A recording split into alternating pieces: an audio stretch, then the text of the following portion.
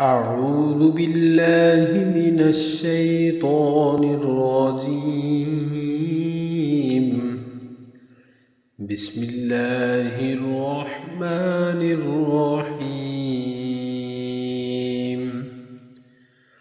سبحان الذي أسرى بعبده ليلا من المسجد الحرام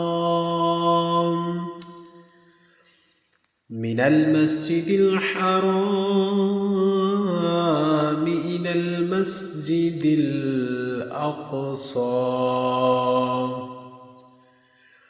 الذي باركنا حوله لنريه من آياتنا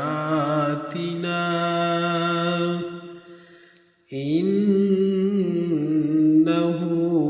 هو السميع